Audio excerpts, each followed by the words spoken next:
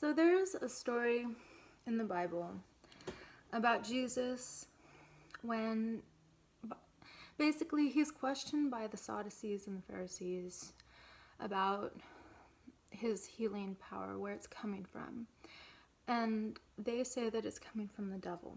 And he comes back to them and says that a house cannot be divided against itself, that you cannot use a power of evil to do good, that I cannot use a power that is known as the devil to do something such as heal.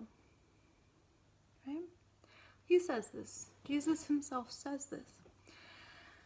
This is actually the reason why I left the Mormon church. This exact same story happened to me. I came to them and I said, I'm healing people. And they said, the power that you're using is coming from the devil. Stop. Knock it off. Stop doing what you're doing. The priesthood are the ones that are supposed to heal. So I left that church. I walked out the doors as soon as they said that, because I knew that the power I was using wasn't evil. I knew that. Anyway, last night I had a discussion with another ex-Mormon, a male, an ex-priesthood holder. And he said to me, I agree with the Mormon church. I think that women assume a certain role and that men have spiritual superiority over women, and that my genitalia actually gives me that superiority. Yes, these words actually came out of this person's mouth. It was basically Mormon rhetoric. It was shocking to me to relive that feeling, because Christianity itself is very gender unequal. But Mormonism, or the Church of Jesus Christ of Latter-day Saints, however you choose, is incredibly gender unequal. It's like the gender inequality feelings that I had growing up made me feel like such an inferior person spiritually, because I was an incredibly spiritual person and I believed so much at the time.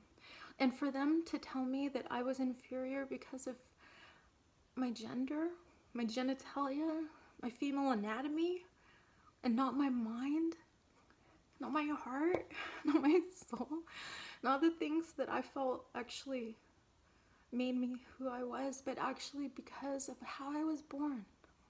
The gender that I was born made me inferior. I relate a story a lot of times to Mormons. They like the story because, you know, I was a Mormon up until I was about 22. Yeah, I was 22. I had just turned 22 when I left that church. And my last semester was at this place called the Joseph Smith Academy in Nauvoo, Illinois. It doesn't exist there anymore. They actually knocked the building down because when they built the new temple there, the president of the church agreed that nothing should obstruct the view. But if you look on Wikipedia, you can go and see the Joseph Smith Academy. I was part of the very first semester that was there. It was actually only half semester. And it was a really wonderful experience while I was there. But basically, I learned things and I had an experience that showed me that gender inequality is paramount in the regular church. Okay, so you guys have to understand, if you're not a regular Mormon, that there is such a thing as the Church of Jesus Christ of Latter-day Saints and the reorganized Church of Jesus Christ of Latter-day Saints. And one went with Brigham Young when Joseph Smith died, and the other went with Joseph Smith Jr. and his family, and basically what Joseph Smith had said, which was, follow my son, you know. So one went one way and one went the other way. And you don't really see much of the reorganized church until you get a little around the Mississippi Nauvoo area, and then you just see it all over the place. And we went to this temple called the Kirtland Temple, and it was, if you're a Mormon, you totally know what the Kirtland Temple is, but it's owned by the reorganized church.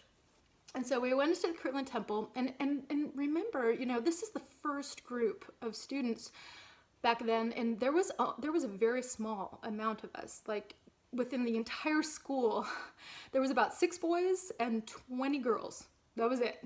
Like we were a small little group. And so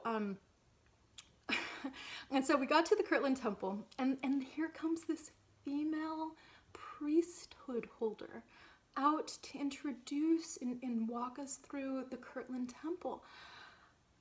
And I'm just taking this all in, you know, because I know that the reorganized church, and there's writings by Joseph Smith who said that certain women should hold the priesthood and certain men shouldn't. And the Brigham Young side doesn't want to recognize it, and the reorganized side does. And they have these female priests. Okay, so me and her get into this discussion because I am the, you know, whatever. But I find, you know, we find ourselves in a discussion, you know. And do you know what happens? The male elder of the, you know, basically the guy who's in charge of my school takes me by the arm and pulls me out of the Kirtland Temple gift shop. That happened. And pulled me back onto the bus because apparently he felt I was not supposed to be in that conversation. But gender inequality in the Mormon church is strong and rampant, and it still like sort of has a residual effect, even on the ones who say that they don't even believe it anymore. So I just wanted to vent a little bit about these feelings because, to be honest with you, lit a little bit of a fire inside of me.